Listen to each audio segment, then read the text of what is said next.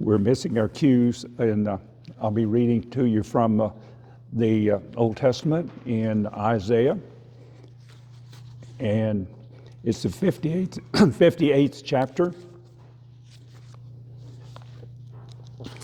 and the first 9 verses ending with 9a.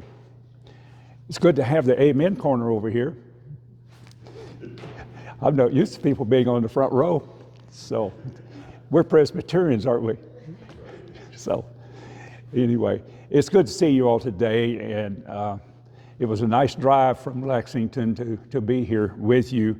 All the roads were clear except my driveway, so and I didn't do a very credible job trying to work with it. The ice is bonded to the pavement, so picks and grubbing hose didn't seem to be my way of doing things.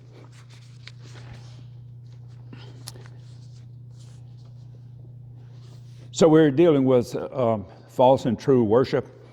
Shout out, do not hold back. Lift up your voice like a trumpet. Announce to my people their rebellion, to the house of Jacob their sins.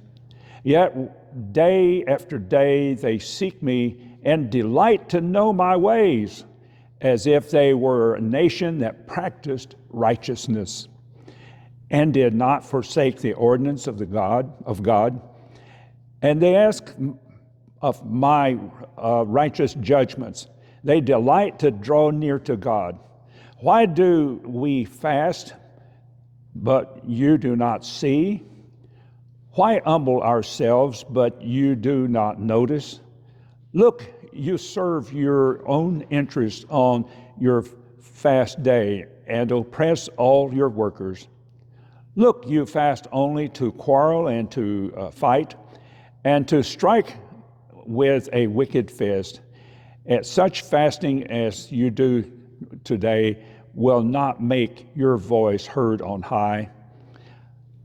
Is such the fast that I choose a day to humble oneself? Is it to bow down to head like a bulrush and to lie in sackcloth and ashes?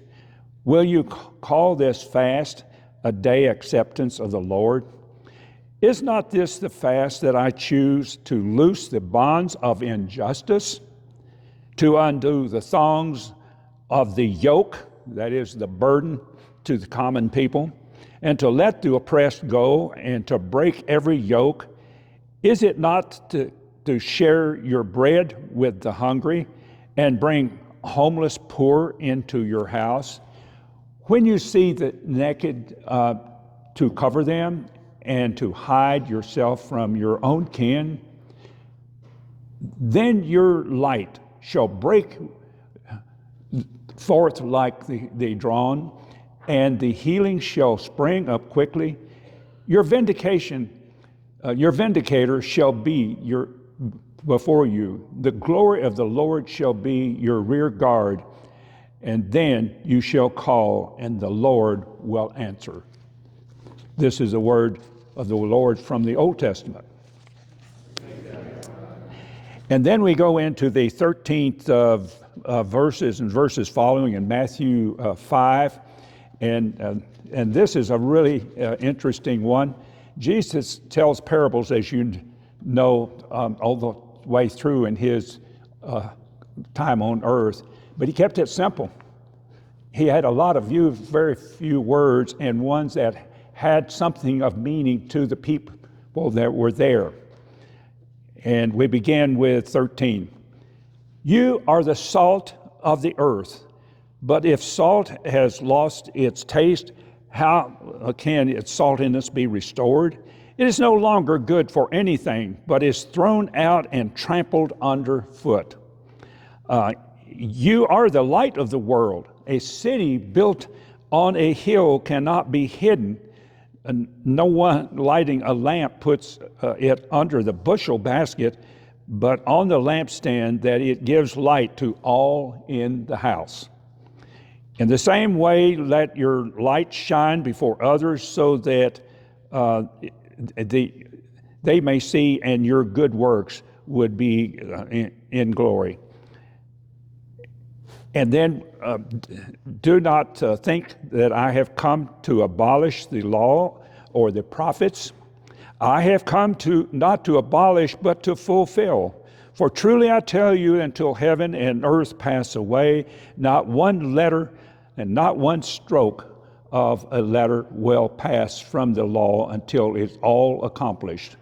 Therefore, whoever breaks one of the least of these commandments and teaches others to do the same will be called the least in the kingdom of heaven. But whoever does them and teaches them will be called great in the kingdom of heaven. For I tell you that unless your righteousness exceeds all the scribes and the Pharisees, you will never enter the kingdom of heaven. This is the word of the Lord. Well, as I said a moment ago, Jesus was trying to get to the very heart of the message when he used parables as he did. And today we're about salt and light. How simple can you get, and how much we can understand that. So how many of us have salt shakers in our home are full of salt? Now, as long as the salt shaker is sitting there full of salt and it's not used, it's great potential. It has potential for creating a good taste. As long as you don't put too much on, it has the potential for preserving food and anything it touches, unless it's iron ore, then it will rust it away. And so unless it's used, it's tasteless. When we're full of potential ourselves for being a force for good, we become like salt in a salt shaker that's turned upside down and filters out to wherever it needs to be. Think with me for just a few moments then. Salt's usefulness exceeds its size by quite a measure. And as I go along this morning, I want to tell you about people in my experience of being a minister in churches I've served, where they went far beyond the potential that most people had or would even offer. So it's true for us as well that salt falling from a shaker becomes an agent of change wherever it is. I'm reminded, and you all have seen, if you watch the news at different times of day or night, local and national, there will always seem to be a child, 10 years old, 13, 14, that has gone far beyond anything anyone would have expected from her or him, and the good that they would do. We see examples of young children collecting goods for somebody in great need, and the community rallies around them and they do what they do. A girl about 12 years old, and this goes back for me from quite a few years back, about 50, 60 years ago. A young girl about 12 years old wrote, what was his name? Andropov, who was the premier of the Soviet Union back in the Cold War. She wrote him a letter and said, Mr. Premier, why is it that you want to kill our people with bombs? Anybody who is young here didn't experience the bomb shelters that we built, because we sure thought that the bombs were going to be dropped. And he wrote her back and wanted to meet her. She and her father went to see him, and he began putting some things in practice because of his visit with her, far beyond the potential of anybody could expect.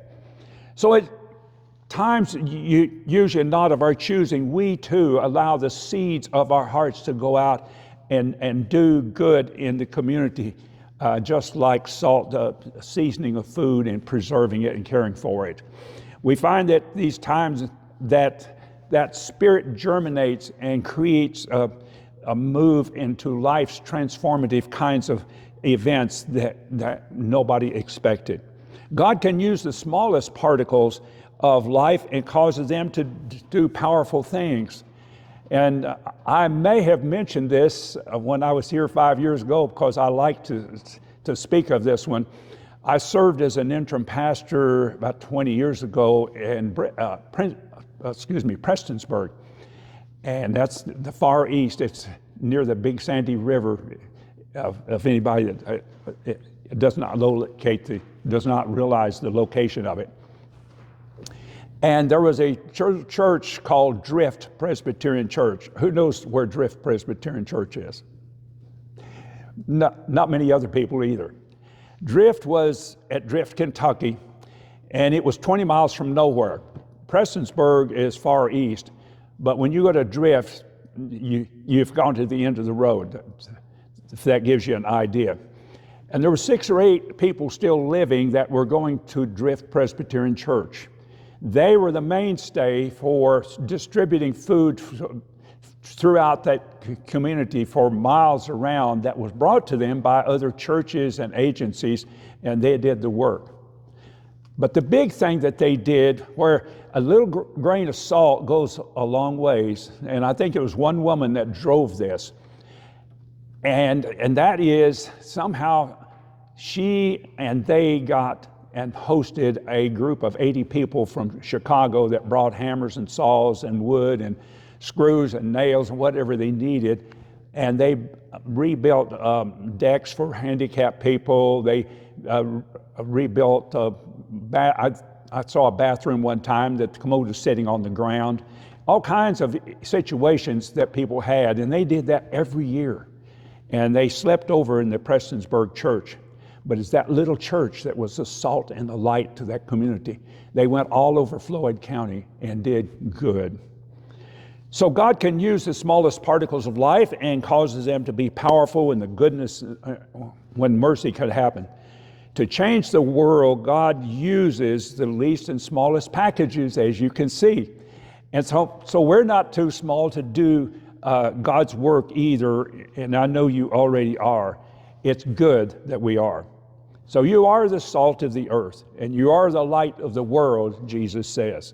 Salt is of greatest value when it's mixed in the right proportions, obviously. And obviously, the little salt and light going on in Drift, Kentucky, that spread all over Floyd County, was in the right particle sizes, and they went to the right places. What impressed me is it wasn't just the people they served, the Chicagoans and the Drift Presbyterians. That was the only thing that was important. I experienced watching some of those people, their lives changed as well. And they changed lives. One man took me by to see some work that they had done, and I think a year or two passed. And people were sitting on the porch, and they recognized his truck immediately and came out to meet us. And the experience that I saw, the fellowship that they had together, was just so powerful. It's kind of like, you might say, I want to feel that spirit too. Well, sorry, we have to get upside down and shaken out beyond our walls. So the smallest of flickering of light dispels darkness, as you might notice in your home or out in the yard, and it takes its place. So also Christians sitting alone in the comfort of their homes, or us sitting comfortably in our pews. It's warm in here, the pews are comfortable. We are in good company as well. And what is it that goes on outside our doors? Every church in the world, their job is to be salt and light in the community.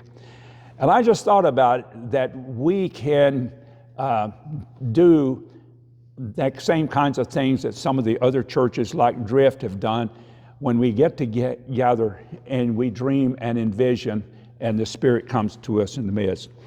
Salt then is a perfect metaphor then for the people of God. We must remain active agents always in thinking and being what we can do. Now Jesus set himself apart at times too, and he went away from the crowd so he could think and pray to his Heavenly Father as well. So it's important that we come for worship. And as I've heard one pastor say at the sending out of the people, he said, now we have worshiped, we have been here together, it's time for us to disperse and go out into the world and allow it to be salt. So we are often few, but that's not a problem, as Drift would say to us. There is no despair because the group is small. A pinch of salt, effective in the right proportions, does good for us. This passage is not complete. It's not completed. Its passage is completed by Jesus with these words: "In the same way, let your light shine before others, so that they may see your good works and give glory to your Father in heaven." We are like lamps and candles, and we have a purpose that we live out wherever we are, if it's at work or at senior center or at a dentist court or right here in church. Today's world within which we live needs salt and light, and more than ever before. So we're called to be agents of change. Now, I heard back in the 70s and 60s, people talk about change agents, and that was really going way out there to the extreme of demonstrations and trying to get people's attention through protesting and so forth. But we're all change agents in a certain way. It's no more than changing the diaper of our wet grandson or our daughter, whoever it is that has a wet diaper. By the way, it calls for change. And the only person that really likes change is the baby with a wet diaper. I don't know if anybody ever contemplated that. So we're called to be agents of change. Number one of our most important functions is, as followers of Christ, is to speak truth to power and to hold those who lead us to account. I have never lived through a period of time where there was not power trying to overwhelm the good in community and in family and in the world. I grew up with Khrushchev and the Cold War people, both in our country and Khrushchev and the Soviet Union as well. So if we've lived long enough, we know what this really means. How do we do it?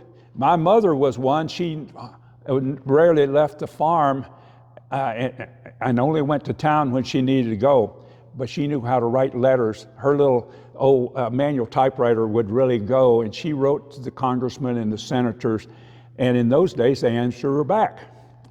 And there were good people there that she wrote to. So we can all do that. Even if we can't leave our homes, we can write to those in power and affirm and encourage those who are doing good, and their salt shakers are working very well for the good of the people. And for those who are not doing so good, we can call them out and hold them to account. They may not listen to us and they may go another way, but they sure know what our little salt shaker does. So sometimes we speak the truth in words written and spoken, and sometimes we speak it just in our presence, being wherever we may be. I remember I ran for school board in 1970 down in Glasgow, where we lived at the time. And it had about 20 years of political haranguing, and it was over school consolidation, and people were just not getting anywhere. Well, I ran for school board, and fortunately or unfortunately, I won the race. And my first meeting there were 100 moms crowded in this small meeting room. I mean, it was shoulder to shoulder around the room with a little space that the board members could walk around their table. What a presence those moms were. We just did our part of shaking the salt out for the good of the children in that community, and within months we had a new school building to alleviate the overcrowding in that community, where in one school in Park City, the sixth grade was housed under the bleachers in the gymnasium. When you open the door, the steam just blew out in your face. That's the kind of thing that 100 moms helped to get done. And they never said much. They just showed up. So we can all do that sort. our salt and our light can make a difference.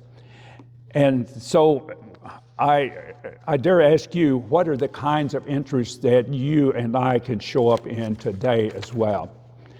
Number two, our churches are salt shakers, and we are salt.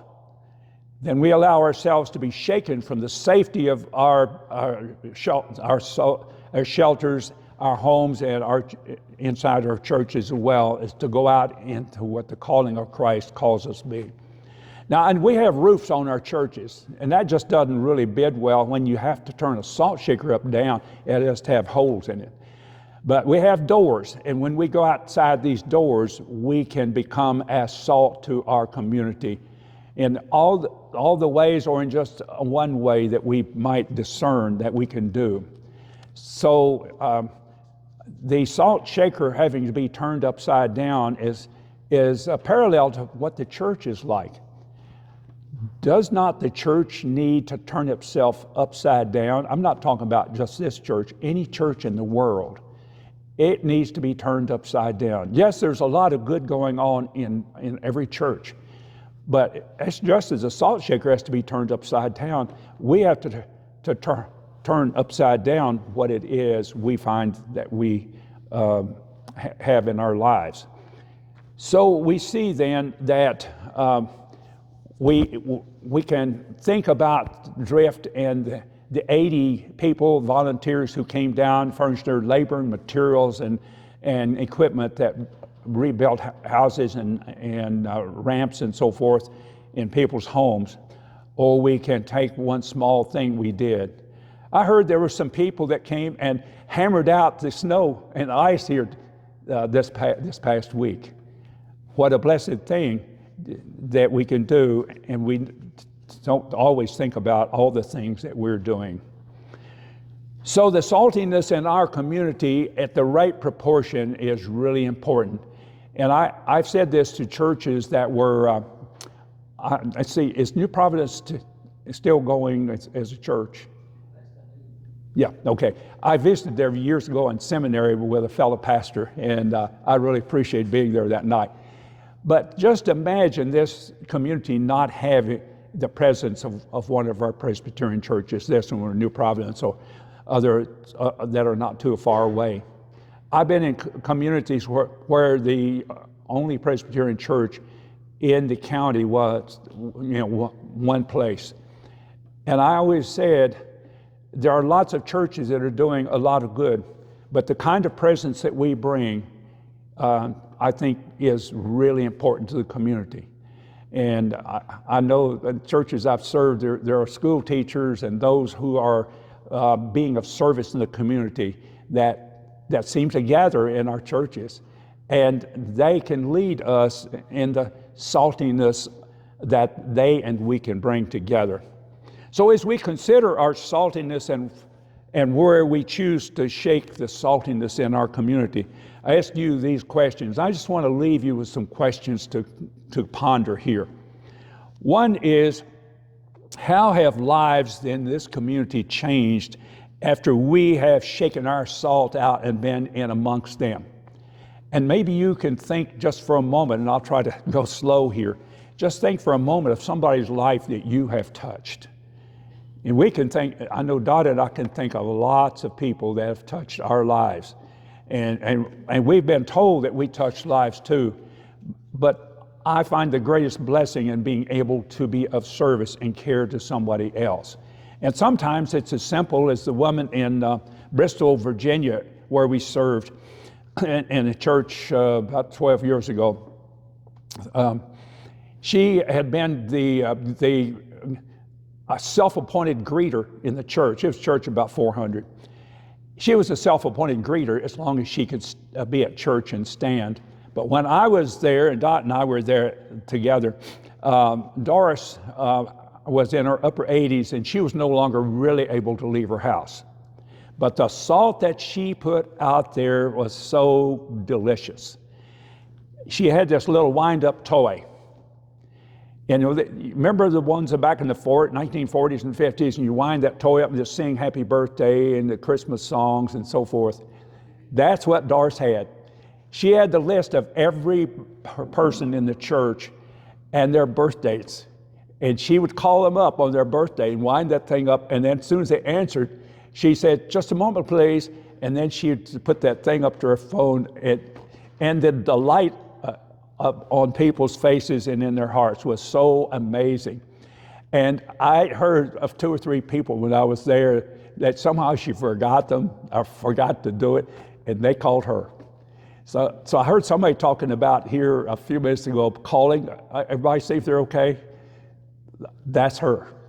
And it's so simple. And it does my heart good to think about her. So we change lives sometimes with the simplest little things, and we don't have to leave our house always. My mother and Doris herself. And how would the outside community know that God's signature is on us?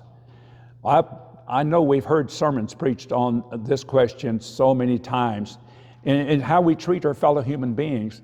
I heard somebody talking lately about when, and I serve on a commission in the Presbytery that works with this. It's talking about one of the importance of a pastor coming on site when the call process, and you come on site, and they said, when the PNC call committee, it takes them out to lunch or evening meal, they watch how the pastor treats the waiting staff, the servers. They watch everything about anything but doing the sermon, and the sermon comes later. But how important it is how we treat other people wherever we are. And the old adage, if you can't say something good, don't say anything. Sometimes we have to if we're a supervisor or something. But just to think about giving encouraging words even when they're not called for. I think about the times that I see people doing good, shaking their salt, and when they're not even trying to be seen. It's good to be able to say, "I really appreciate what you just said or did." So what has changed in us spiritually after we have offered ourselves in compassion and care of others when we reached out a hand to those needing a cup of cool water, as we find in Scripture? That's the one that we really don't always think about. There's times when we come back and we say our hearts just greatly warmed having been here in the presence of the people. Maybe we did something great or something small, and the people respond back the way the people in Floyd County, Kentucky did when they would come out and greet the man who helped saw and nail wood into their home. And to see the glow that comes between the two of them. That's who we are as people. So we need to be like the honeybees. A honeybee, if you ever stood and watched, they get a little pollen from the Dutch white clover or the sunflower or whatever, and then they go to another bloom and another bloom, and they leave an essence of themselves everywhere they go. And if we did not have honeybees, we would not be existing on this earth as we know. Some of you who maybe are beekeepers know that honeybees and all kinds of little odd bees and wasps fertilize the blooms that make the fruit and the vegetables and the corn and all the things that we have. And how important even the least of these are that we come in contact with. Amen. Let's see. Okay, so the next then is singing hymn 464, Joyful, Joyful. And I think we're standing for that.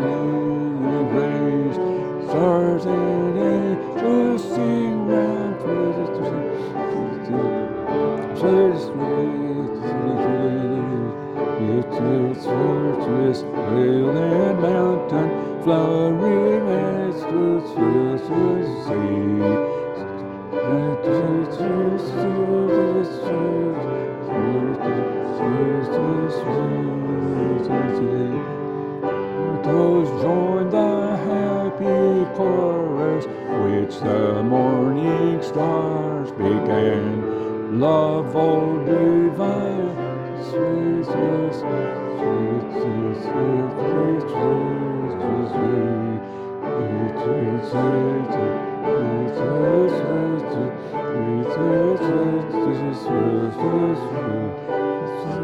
joyful music leads us onward in the triumphs of love.